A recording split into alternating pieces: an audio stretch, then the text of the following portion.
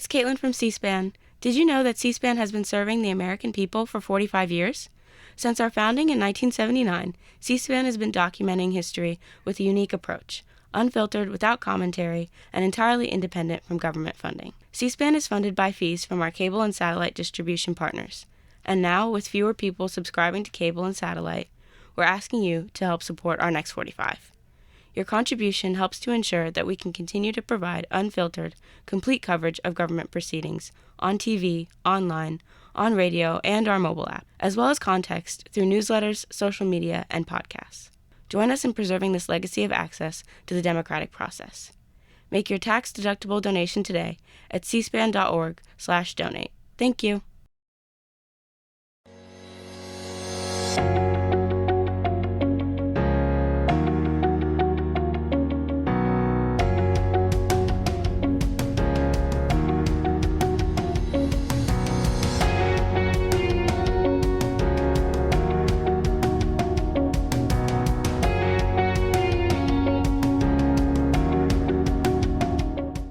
I don't cover wars, I don't interview politicians, I don't dig up classified documents or meet sources in parking garages in Arlington, Virginia. I've edited great teams of reporters, but I've never been a reporter myself. Instead, I read. I read many books about politics, and I have to confess, I read many books by politicians. I read tell-alls by former White House aides. I read those campaign biographies that every politician writes when they aspire to high office, and then I read the revisionist memoir they write when they leave office, trying to justify all that they did. I read books by presidents and vice presidents and senators and FBI directors and chiefs of staff. And sometimes when people hear that I've spent all these years as a book critic reading political books rather than discovering the next great American novel, right? I get a few recurring reactions. There's something like this: "Wow, you read that book, so we don't have to." So Carlos Lozada, author of the Washington book, we don't need to read the Washington books? I think you should. But until you do, I'll read them on your behalf. You say that you believe in the Washington book. What is a Washington book? So that's a good question, because I define it very expansively. The obvious Washington books are political memoirs and manifestos and campaign biographies and the like. But I also think of special counsel investigations, commission reports, Supreme Court opinions as being vital Washington texts. And of course, there are books that you may not think of as overtly political books, but they land in a moment where they become highly politicized. And so I include those as well in the sort of canon of Washington books. You say that even in the bad ones, there's something to glean. Oh yes, often especially in the bad ones. A lot of these books get sort of poured over by political reporters who will give you the dreaded takeaways, the sort of 5 things you need to know from Mitt Romney's book or whatever the latest volume is. I try to come after that, and I try to find some insight in the little things. It could be just a throwaway line that they use with a low-level aide. It could be something in the acknowledgement section of a book. It could be a recurring phrase that is sort of a rhetorical crutch. Those all give you insight into politicians. And one of those little items that you mention in your new book is Reggie Bush talking about President Obama saying John Kennedy carried his own bags. Yes, that's Reggie Love. Reggie Love. Reggie Bush, the wonderful USC running back who gave my Notre Dame Fighting Irish fits. But yes, Reggie Love, who wrote a memoir called Power Forward. He was Obama's body man, his personal aide. And in his first presidential campaign, Love forgot to bring Obama's briefcase on the plane. And I mean, that's a huge no-no if you're the body man. I mean, that's one of your main jobs. And he was afraid he was going to get fired. But Obama forgave him, but he was annoyed. And Reggie Love explains one of the reasons Obama was annoyed. He liked to be seen carrying his bags off the plane. And he said to him, JFK carried his own bags. And to me, that little moment captured so much about how carefully Obama felt he had to curate and manage his public image, to the extent that he would rely on our most mythologized past president, perhaps, to try to shape the way people saw him. Do these so-called Washington books become bestsellers, and are they read outside of D.C.? A lot of them do not, right? I think that publishers sometimes are sort of gambling, right?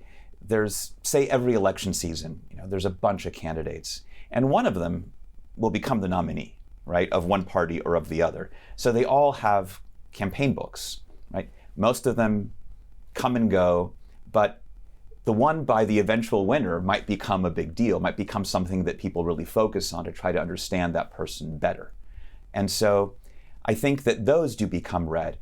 My feeling on especially books by presidents is that the more removed they are from that person's time in the White House, the better they are, right? Obama's 3 books, Dreams from My Father, Audacity of Hope, and his first presidential memoir, A Promised Land, my personal feeling is that the first one, which he wrote in the 90s, is by far the most compelling of the 3.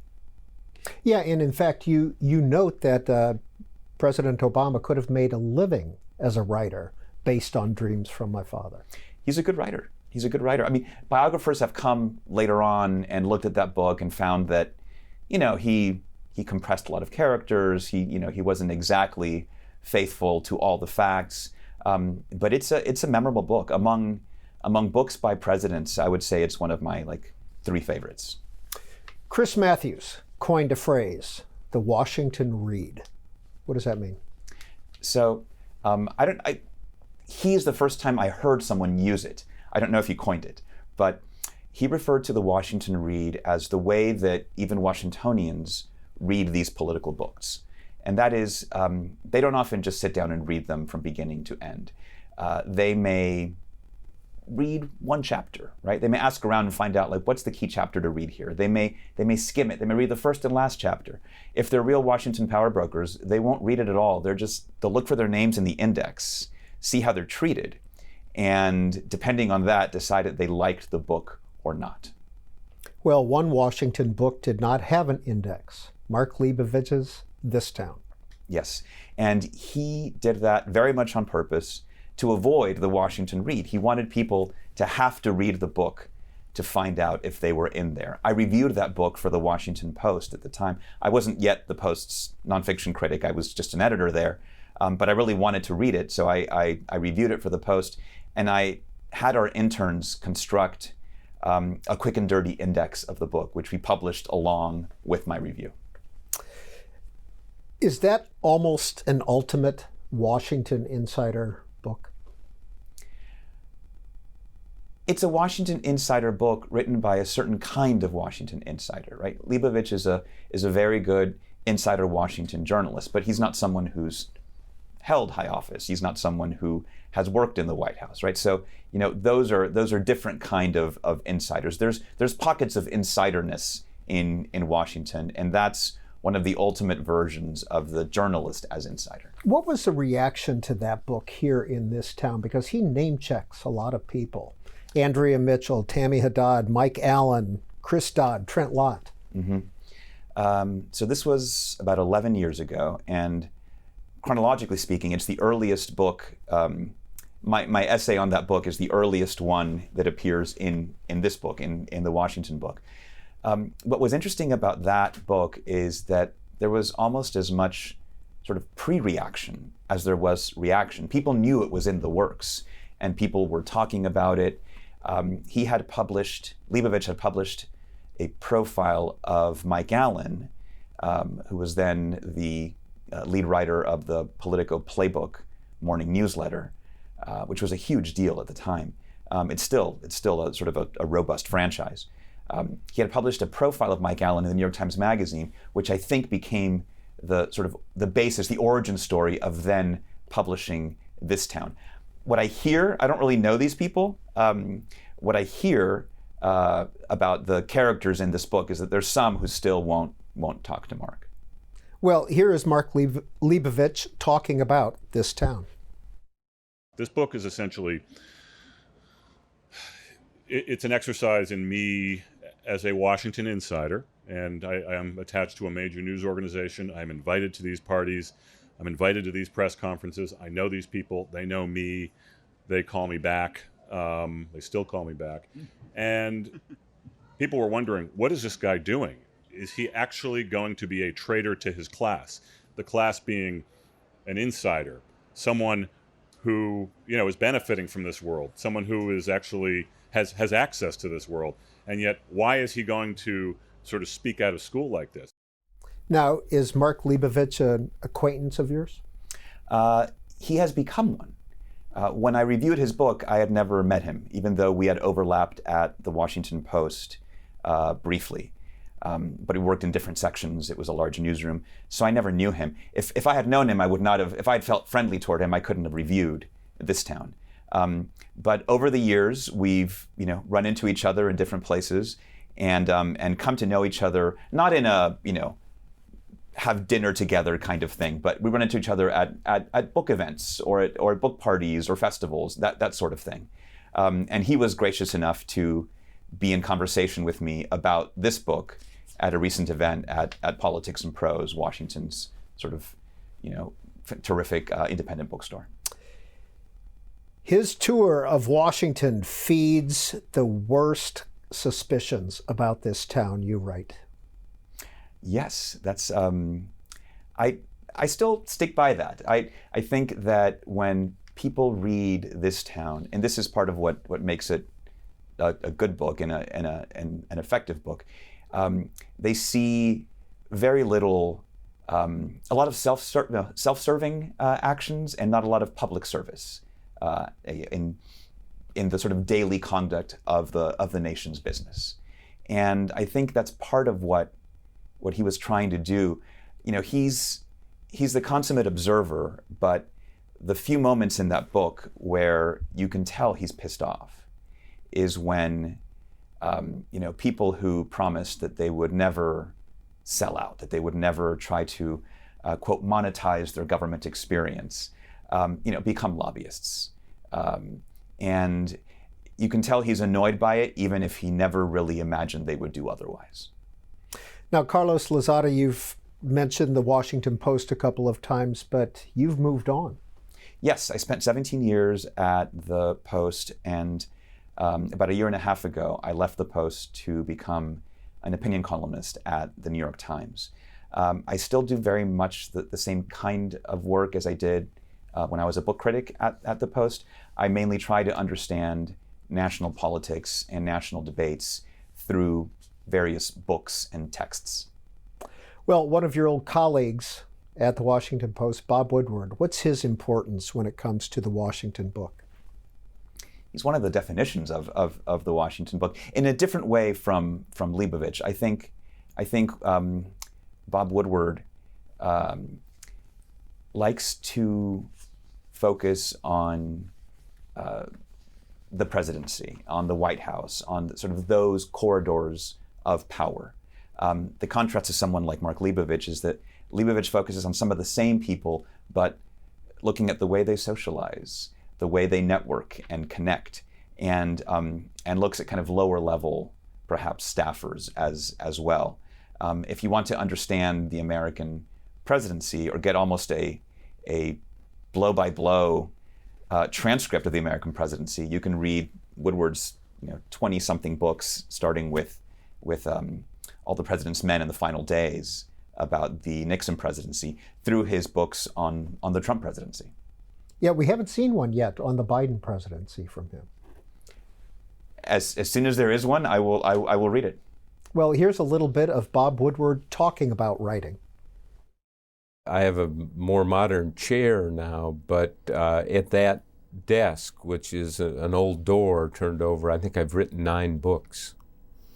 And this is a working office, as you can see, dominated by chaos. And the filing system is not as organized as it should be, and it's something I'm going to try to work on in updating. Because I guess of my age, I tend to wake up early, 4 or 5 o'clock in the morning when I'm writing, and I will go up here and write, and you can get an awful lot done before 9 o'clock, before the phone starts ringing, or so that's the general pattern. But again, having an office in your home is a great luxury and advantage, because you can go to work when time is available or when the impulse strikes you. Carlos Lozada, obviously that video is a little bit old, you can tell by the computer, and but when you see that, what strikes you? All those boxes. I would love to spend time inside those archives, inside whatever Bob Woodward has in his attic, in his boxes. I remember long before I wrote this book, long before I was a writer, I was an editor in the Sunday opinion section at the Washington Post called Outlook, and when Gerald Ford died, Woodward reached out to my boss, I think there, and said, I had this interview with Ford that I sort of promised I wouldn't run until he died, and I want to run parts of it in Outlook. And I'm trying to remember sort of the most revelatory moments. I'm sure they were there, but I just remember being struck by the existence of that. And I wonder, like, how many things like that are just, sitting in that office. In 2020, you undertook a project to read all of Donald Trump's books, including Art of the Deal, Art of the Comeback, Think Like a Billionaire, The America We Desire, Time to Get Tough. And you concluded, quote, "Sitting down with the collected works of Donald J. Trump is unlike any literary experience I've ever had. Over the course of 2,212 pages, I encountered a world where bragging is breathing and insulting is talking, where repetition and contradiction come standard, where vengefulness and insecurity erupt at random." Besides that, did you learn anything? Well, this was in 2015. This was when he had just launched his presidential campaign the first time around. We weren't sure how seriously to take him, but he was doing well in the polls. I think this was July of 2015. And so I had just that year become the book critic at the Post, and I wanted to take a stab at the big story, which was the rise of Donald Trump and the Republican Party. So I asked my editor, what do you think? What if I do this? What if I just read a bunch of his books and see what I find? And he said to me, that's a great idea, but do it quickly, because who knows how long interest in this guy's going to last, and that was 9 years ago. What I learned in that experience, and it wasn't all his books, it was 8 of them, I believe, and there are many more. What I learned is that all the qualities that we came to know from Donald Trump's campaign and later his presidency, they were all sort of there already. They were not hidden. They were obvious to anyone who even read these sort of sanitized, put a nice face on him kind of books. He's very open about his willingness to deceive, to insult. His comments about women were often crude or just cruel. When he described his, I think the divorce proceedings or something with Ivana, with his first wife, he mocked her accent, and so I remember after the fact, I just thought, the Trump presidency and the Trump phenomenon can be shocking at all times, but having read those books, it's not entirely surprising. It was all there. There's a genre of Washington book that's an anti-book, anti-Trump, anti-Hillary, anti-Obama. Do you get into those books as well in your? Sometimes I do. Actually, I find that both the sort of hardcore anti-books and the devotional pro books to be interesting. I don't like to spend too much time there because it's sort of full-on propaganda, one way or the other. I like living. I think propaganda is useful. Propaganda is useful because propaganda conveys how someone wishes to be interpreted, right? Or what one side thinks of their audience, right? Like that tells you a lot, right? It doesn't just reveal them, it reveals what they perceive their audience to be. And so there's been an enormous appetite for anti-Hillary Clinton books, for anti-Obama books, and then later for sort of resistance books against Trump. Those end up revealing plenty about those enclosed communities, perhaps more than they do about their subjects. In writing about your own new citizenship, which you got in 2014, I believe, you say that Tocqueville's Democracy in America is an ideal book to read as a new citizen. Why? So I was embarrassed that I'd never read it before, right? It's this classic tale, and often cited. I suspect more cited than read these days. But there were two things that really struck me. I mean, there are many things that struck me, but two that I would highlight from that book. And you feel that becoming an American citizen is this huge decision, this big undertaking. And it is. It was, even though I lived here for many, many years, it was still a very intense and emotional experience for me. But what struck me about Tocqueville's view on America is his focus on associational life, right? Americans are always joining things, right? They're forming groups and they're sort of fighting against other groups. And for me, that came alive when I first came to the United States, or when I first came to college in the United States. I went to Notre Dame, and there were the International Students Organization, and then the Hispanic American Students Organization. And I had come from finishing high school in Peru, but I sort of felt like I could fit in either one. And those two groups didn't get along, didn't particularly care for one another, and they were very different. One was full of like foreign students, rich kids, often Latin American, but the other were sort of American Hispanics. And I felt like I had to sort of at least choose an identity between these two. And I didn't like that, so I chose neither. I hung out with the kids in my dorm, became my closest friends.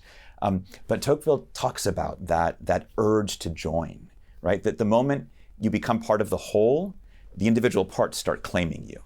And the other thing I loved about Tocqueville's book that I thought was so apropos of this period, of the last 10 years, that since I read it and since I became a citizen, is that he writes how Americans lose their mind every election season. They just go nuts. And it's all people can talk about, write about, think about, fight about. But then he says, the moment the election is over, everything calms down again. And I think that part has changed. I don't think that we live in a world where everything calms down after the election. Well, that quote from Alexis de Tocqueville, a presidential election in the U.S. may be looked upon as a time of national crisis.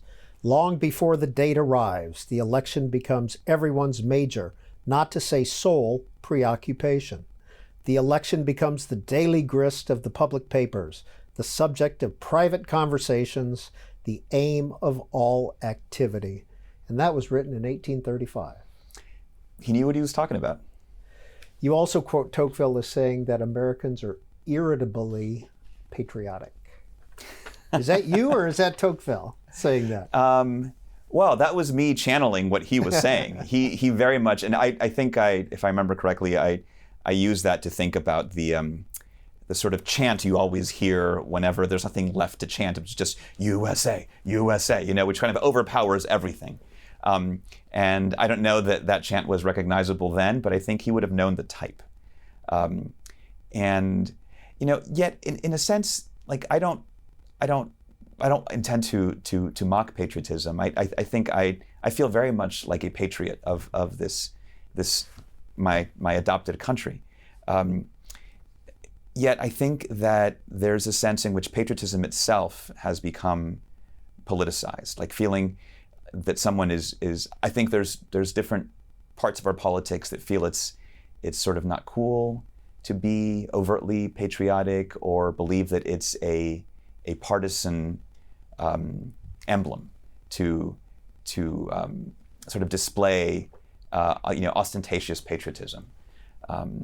And I think there's probably a good happy medium somewhere, but I wouldn't want patriotism itself to feel like it's something that belongs to the right or to the left. Except now you write everything about the place, its virtues and excesses, its history and future, is all mine too. For the first time, I feel the glorious burden of being American. I really think that might be part of why I write these essays and why I wrote this book, because I want to keep understanding it better. I have a stack of books in my home that are books that I feel that I should have read, but that I haven't yet. And and that someone who does what I do for a living should have read X, Y, or Z books.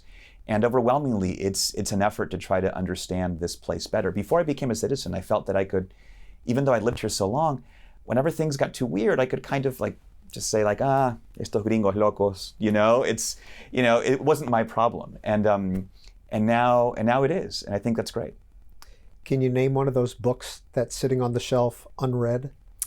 Sitting on the shelf unread is, yes, I can probably name several. I'll give you one great embarrassment that I haven't read. I've read The Power Broker by Caro, but I have not read the LBJ books. And I know that Volume 5 is coming. And I feel like I need to write about Volume 5. But the only way to write about Volume 5 is if I first read Volumes 1 through 4. And I've done the math on it. And if I read a chapter a day, the chapters are between maybe 30 and 40 pages roughly each. If I read a chapter a day, it'll take me about 6 months to read those 4 first volumes. And so depending on when the book comes out, Volume 5, I may be able to do it, but I need to get started. The Power Broker I read in graduate school, and it's still one of the best books on politics I've ever read. But I feel hopelessly behind because I need to read the LBJ books. A chapter a day. Are you pretty precise about that? Well, I just counted them. Oh. I just counted them to see how long it would take, but I haven't started yet because I'm reading a lot of other things. For my job, I serve on some prize juries for literary prizes, and so I have to read those books as well. But if I were to devote myself to this enterprise, that's what it would take. So for a book you're reviewing or working on, do you take notes as you go? Oh, yes. I take extensive notes. I try to go through each book 3 times. First is straight, full-on read, beginning to end. That one takes the longest. And I'm, writing notes and questions and ideas in the margins, underlining lots of stuff, dipping into the footnotes. Then when I finish, I go through it again with a highlighter instead of a pen this time. And I read it again a little more quickly, focusing on the areas that clearly struck me the first time. I can tell because I had lots of stuff written in those sections of the book. And I sort of call a subsection of those, right, with my highlighter. Then I open up a file and go through the book a third time, reading it even more quickly, but focusing on the areas that clearly struck me most the second time around. So that way I'm able to get, and I put all that in a file, full of, in a Word document, full of questions and quotes and ideas and themes that have struck me. And the way it usually works out is, say a book is 300 pages long, it's about 1,000 words of notes per 100 pages. So it would be about 3,000 words worth of notes. And then that becomes my raw material for whatever I'm going to write. And I put the book aside and I just go over those notes again and again till I develop some kind of theme. And speaking of Caro has said that he often decides early on what he wants the last line of a book to be and then works his way. Then the whole exercise of writing the book is just getting to that last line. That's something that I think about sometimes because sometimes I know where I want to end, but then how do I take people on a journey to that last spot? When and why did you come to the States? I came twice, depending on when you start counting. I came when I was 3. So I was born in Lima, Peru. And when I was 3 years old, my family moved here. not for any big job or any reason other than the fact that my father was in love with the idea of coming to the United States. And he thought that political conditions in Peru were not good, and he wanted us to leave and be educated here. So we lived in the Bay Area in California, where we had relatives on both sides of the family. And we lived there for 7 years until I was 10. Then we decided to go back to Peru. Thought things were getting better. So they weren't really, they maybe were for a little while, but then they got a little worse. And so then I stayed there from, I guess, the 5th grade until I finished high school, and then came back for college. So either came when I was 3 or when I was 17, because we went back and forth. You won a Pulitzer a couple years ago for? For criticism. This was in 2019, and it was for a lot of the for my reviews and essays about books on politics, and so this kind of material. Carlos Lozada, in your book, The Washington Book, How to Read Politics and Politicians, you have a section on government reports, and that you have actually read these, including the Mueller report, the 9/11 report, the Iran-Contra report, Starr report, and the Dobbs abortion decision. What did you learn from reading these? Well, that's quite a gamut of texts there. Let me start with commission reports. Right, the commission reports, I think, are wonderful documents to get a sense of history. I'm thinking of the 9/11 Commission report, the January 6th committee report, the Kerner Commission from the late 1960s on urban unrest and poverty. They are, if you think of those documents, they are snapshots of America at some of its most traumatic moments, right? 9/11, January 6th, the Warren Commission report, the Kennedy assassination. That's not one that I have read yet, by the way. But so I think of them as an alternative history, and what's amazing about them is that they're often so carefully constructed, but they're highly politicized, like on arrival, like the moment they're released. And they often offer all these policy recommendations about how to avoid these problems in the future, many of which are usually ignored, right? So it's this alternate vision of America, and at the same time a deep history of America. I've fantasized about doing another book where I try to read, there's these kinds of commission reports kind of throughout American history, like going back a long, long time, and trying to read as many of them as I can and try to tell a history of the United States just through these documents. Maybe someday. This is a quote from your book. If you're in my line of work and the time arrives when you start imagining a big promotion, you are by custom expected to give a general account of your life. Do you know who that is? That's Lindsey Graham. Yes. Autobiographies. I remember that well. In 2015 or 2016, I believe, I read, when you were first quoting it, I was like, wait, who was that? That's not me. Yes. When the Republican field was wide open in 2015, that's when Trump ended up winning the nomination, right? 2015, 2016. But I decided to read a whole bunch of the memoirs by those aspiring to the nomination. And most of them just kind of went along with the exercise. They realized that's what they had to do. But Lindsey Graham seemed sort of annoyed by the fact that he was expected to write a memoir. And I think that's from either his acknowledgments section of that book, where he sort of resented the exercise. That, this is something you have to do. I guess I want to be president, so I have to write a book. And I think it wasn't even a hardcover book, it was an ebook or something like that. He sort of did the bare minimum he could to sort of check that box. And his campaign went nowhere, but weirdly, I sort of respected the honesty about his attitude toward campaign books, because he was just signaling like, yeah, this is something that, twist my arm, I have to do, I don't really care for it, so I'll just get it over with. It really is, in a sense, check a box, isn't it? It seems to be a thing that, like I'd love to sort of get deeper into the history of it and see like when these first started coming out. I mean, we've had presidential memoirs, I mean, since Grant, right? I mean, or before. But this kind of quickie campaign book is very much a box-checking exercise. And a lot of them have that same attitude, now that I think about it, that Lindsey Graham has in that acknowledgement section. George H.W. Bush wrote one called Looking Forward. Like, the titles are all terrible, right? The titles are like, you know, The Truths We Hold, Looking Forward, American Dreams, you know, but George H.W., I believe his was called Looking Forward. And he also had some kind of line like that, where he just sort of acknowledged that, you know, oh, it's the kind of book that you sort of are supposed to do. Joe Biden, a couple of books under his belt, Promises to Keep, Promise Me Dad. I have read Promise Me Dad, and I am currently reading, it's in my bag sitting over there, Promises to Keep.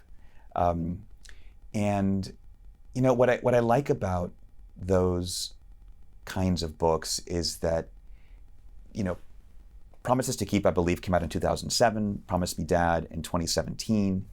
But reading them, you know, years later can be revelatory in the new moment that we're in. For instance, there's a moment in Promise Me Dad, which is the memoir of his final time as vice president and also the year that his son, Beau Biden, was sick and dying. And speaking of the acknowledgments, in the acknowledgement section of that book, there's something that I started thinking about only when the latest special counsel report, the Hur report, by looking into Biden's handling of classified documents. When that report came out, it said something about how he would come across to a jury as a well-meaning elderly man with a poor memory.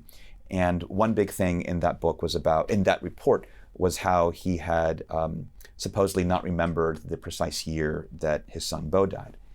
And in the acknowledgments, there's something that speaks to that.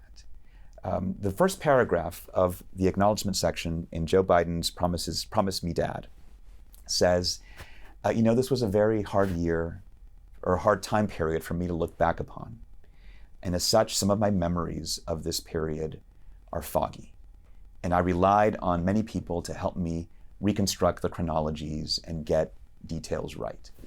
And that struck me as such a human experience. I think anyone who has dealt with the protracted illness and death of a loved one understands how the mind plays tricks on you, how the mind sometimes blocks out details. And there's things you don't want to remember. And I thought that sort of response would have been a lot more compelling than when Biden just kind of got angry at the press conference and said, you know, how dare he ask me these things? It was there in the acknowledgement section of Promise Me Dad. You just had to read it. Do politicians use ghostwriters? Yes, heavily. And I think that's fine. I don't have a huge issue with ghostwriters because I think most ghostwriters actually do a very thorough job of revealing information, or at least kind of getting a basic understanding of a person's life. Diligent ghostwriters often will do extensive interviews with the person they're going to be channeling, and you know, kind of unspool their lives that way. Then they come up with a draft and they go back and forth with the principal. It doesn't always happen that way. Tony Schwartz was Donald Trump's ghostwriter for The Art of the Deal, and he tried to do that, but even back in the 80s, apparently, he said this years later, that it was difficult to really get Trump to sort of focus and concentrate on sitting down and sort of telling his life story. And he thought he couldn't do it after a while. The ghostwriter did, but he decided instead to just follow him around the workplace and listen in on his phone calls. And that became the way that he sort of shaped The Art of the Deal. There's a good book by Barbara Feynman, who has been a ghostwriter for a lot of sort of notable Washington journalistic and political figures about ghostwriting. And the title is something. The title is great. It's called "Pretend I'm Not Here," which is a perfect title for a book about ghostwriters. And I found that useful to sort of get insight on the craft, on the trade. But for instance, this is out of the realm of politics. The ghostwriter who worked with Andre Agassi on his memoir called Open, is the same ghostwriter who worked with Prince Harry on Spare. And those have been two very well-received memoirs. And so I think that there's a certain art form to it that you can be very good at. Do politicians acknowledge their ghostwriters or their co-writers? They tend to acknowledge them in their acknowledgement sections of books. Sometimes you get a sense that they did so much work that they almost deserve a co-byline. When I think it was Marco Rubio who was describing his ghostwriter and described the extent of the work that she did, and it just seemed like that was a lot. But they don't always acknowledge the ghostwriters, and that, I understand, has been sources of tension sometimes.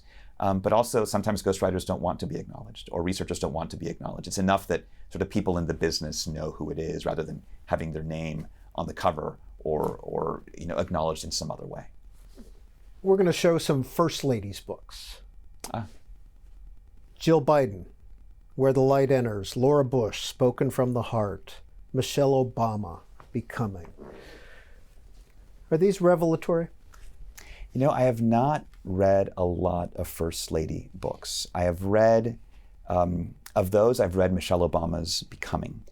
And actually, my colleague at the New York Times, Katie Rogers, has just written a book about First Ladies. She's been on this program. And she, First Ladies basically, I believe, from Hillary Clinton to the present, and sort of the evolution of that role. I saw an early version of the book, and I would recommend it. What I liked about Becoming is that it showed Michelle Obama's reluctance to really engage fully in Barack Obama's political life and aspirations. It seemed like she just wanted him to be a good lawyer, and they could just have a nice life living in Chicago. And there's one moment where I think she asks him, when will this be enough, right? How much ambition do you need to have? And so I always think of that when I hear these rumors that Michelle Obama might run for president someday. She didn't seem to care much for or share political aspirations, at least early on. Carlos Lozada in the Washington book. Here's a brief description of two vice presidents' books. Kamala Harris, The Truths We Hold, you say, conventional political memoir. Mike Pence, So Help Me God, served president more than the nation. So I read Kamala Harris's book right when she was named as the running mate to Joe Biden. And actually, if you remember then at the time, people thought it was going to be either Kamala Harris or Susan Rice. Susan Rice, who had served in the Obama administration as the ambassador to the UN. And so I was ready to read. They both have memoirs. And so I had them both on my desk. I was going to read either one, depending on who was picked. And I hate to admit it, I was sort of rooting for Kamala Harris because her book's a lot shorter. And it was going to be easier to get through it quickly and write something about it. I thought that Kamala Harris's book, gave me a good sense of her. It spans her childhood, her first, interest in politics, her experiences as a prosecutor and as a senator, and it was clearly her kind of campaign book. It came out in 2019. There was one moment in that book, actually one recurring phrase in that book that stayed with me. And it was the notion of false choices. She brings up false choices often in that book. And she says, it's a false choice that I have to be either, for the police or for police accountability. I'm for both. It's a false choice that I care about undocumented immigrants versus American citizens. I care for both, right? And of course that makes sense, right? It's very, it's a wise thing to try to dismiss false choices, but politics is all about making difficult choices between competing priorities. And I remember thinking that her focus on false choices, which is a term she's used since as well in the vice presidency, kind of told me that she doesn't like to get pinned down, and in a sense was sort of straddling multiple sides of complicated questions. And I wonder if that is part of the reason that she's had some difficulty carving out a very distinctive role as vice president. I think that may be changing now that she's sort of in full-on campaigning mode. With Pence, that also came out in 2022. It came out when it was clear that he was, about to announce that he was running for president. And a lot of it was about January 6th.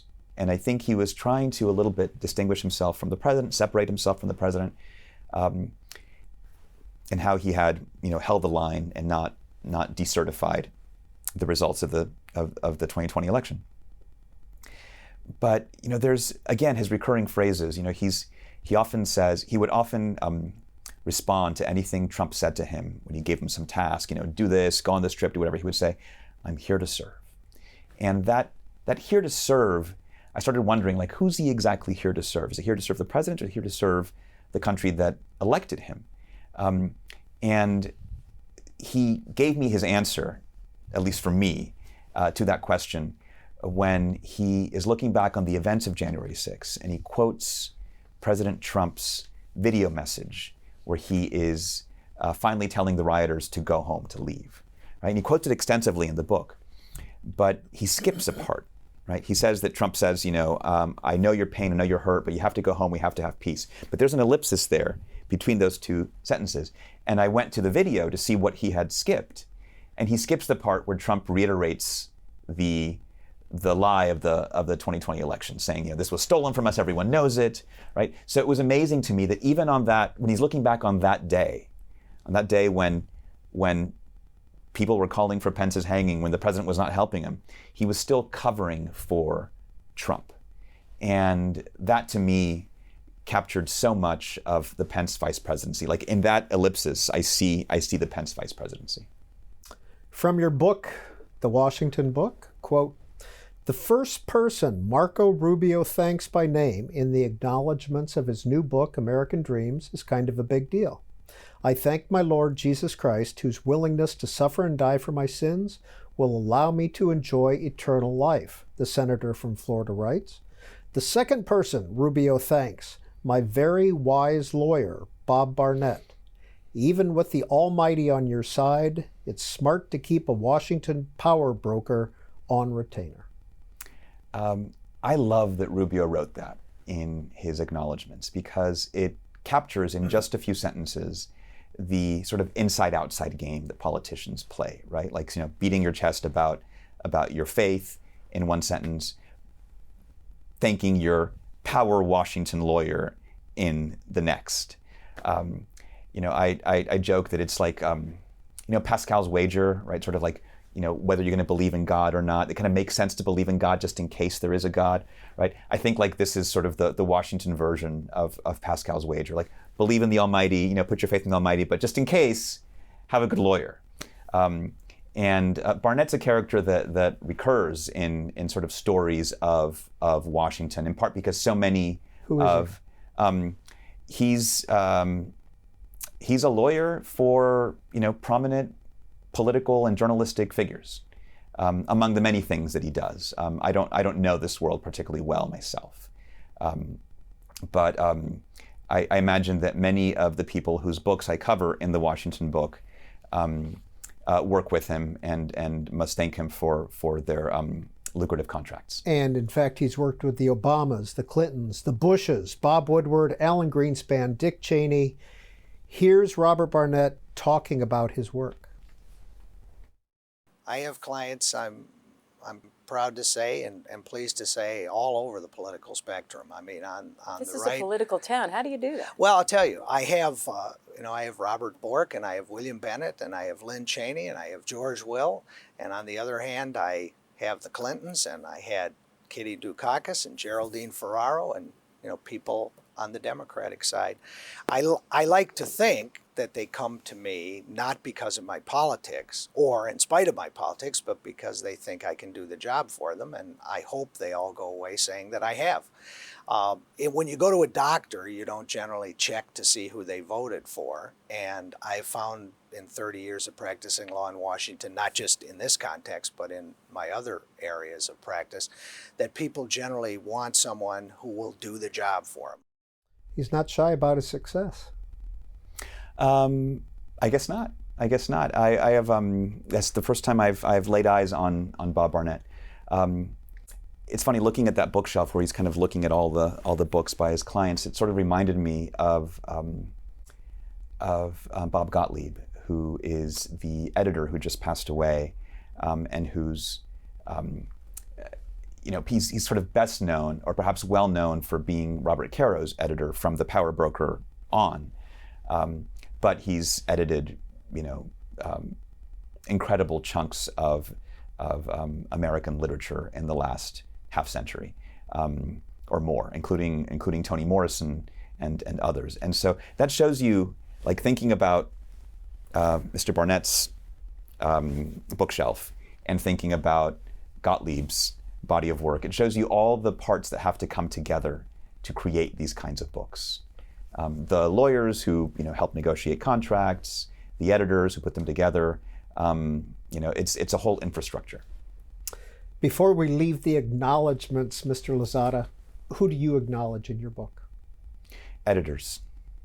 I've been blessed with excellent editors at the Washington Post and at the New York Times, and their work is reflected in these pages. And not just in sharpening my prose, but really sharpening my ideas, challenging them, helping me prioritize what I should focus on next, what's worth reading, what's worth digging into. So editors, copy editors. The copy editor of this book also copy edited my prior book. Her name is Janet Byrne, and I've never met her in person because this is all done remotely. But I felt like she was in my head, like she knew exactly what I was trying to do and posed just the right questions. And so that's been a thrill to work with really talented people who have sort of the patience and understanding to work with a writer.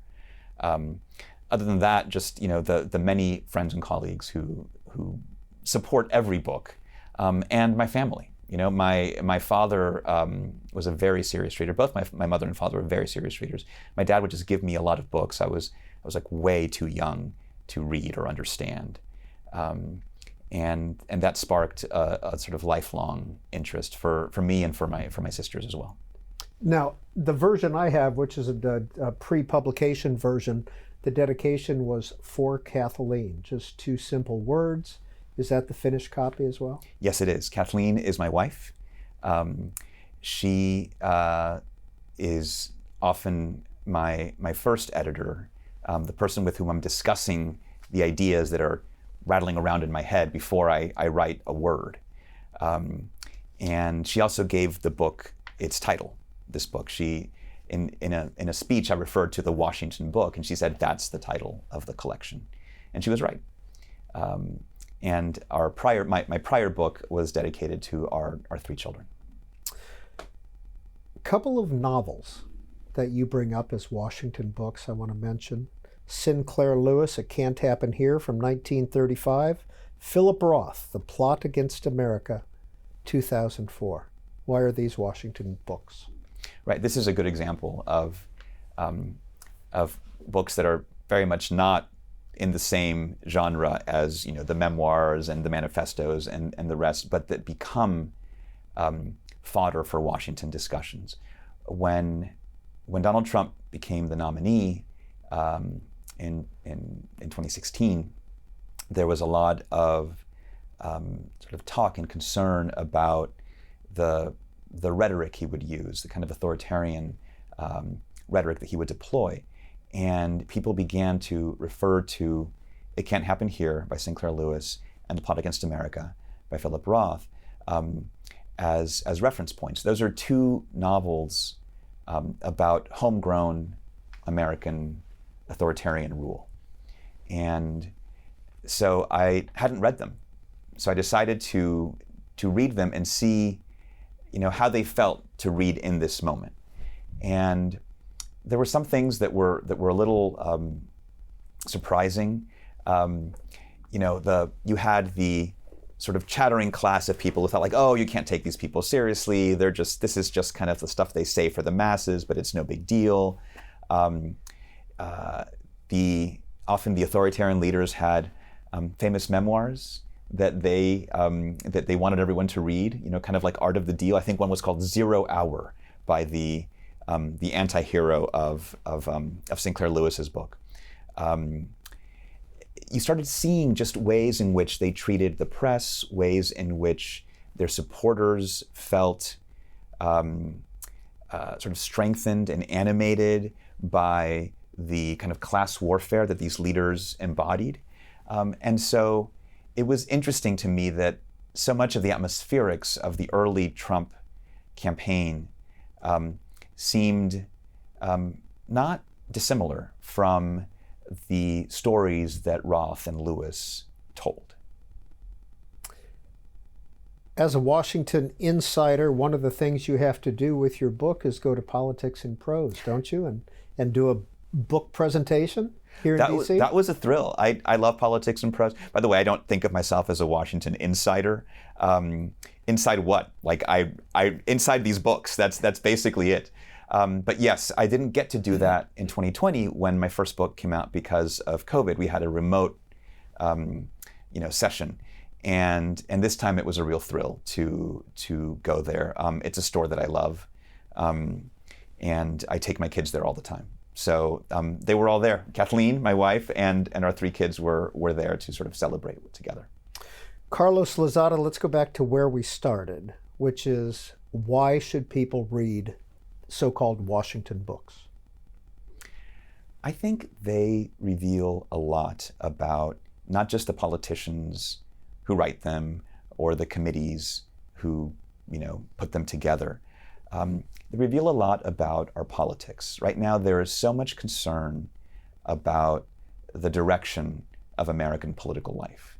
And I think Washington books are an underappreciated window into that life, because you not only see how political figures wish to be thought of or wish to be seen, but you also get a sense of how they see us, how they see the changes in American political life. And I think that's kind of vital. I'll give you one example of this.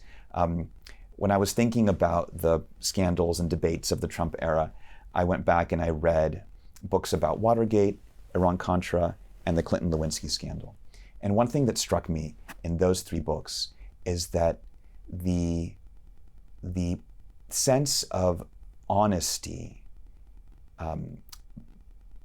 from a president was really important. Like when it was clear from the Nixon tapes that Nixon had lied to the public, that became a very serious black mark against him and sort of made people think he had to resign. When it was clear that Reagan hadn't let on all he knew about Iran-Contra, that was considered, one of his low moments, right? He gave that famous Oval Office address where he says, it's my best intentions tell me that we didn't trade arms for hostages, but the facts tell me otherwise, right? And in the Clinton-Lewinsky scandal, when people realized that he had not been honest with the American people, that was a big problem for the senators deciding how to vote. With the Trump era, the presumption of honesty has been squandered. It's not as obvious that people feel like, oh, if someone wasn't telling the precise truth, that's a huge problem anymore. And so, does that say something about Nixon, Reagan, Clinton, and Trump? Sure, but I think it says much more about the country that they lead. That honesty is no longer thought of as even an ideal to which to aspire. And that's the sort of insight that I gleaned from reading Washington books. The author is Carlos Lozada. The book is called The Washington Book, How to Read Politics and Politicians. Thanks for spending an hour with us here on C-SPAN. Appreciate it. Thank you.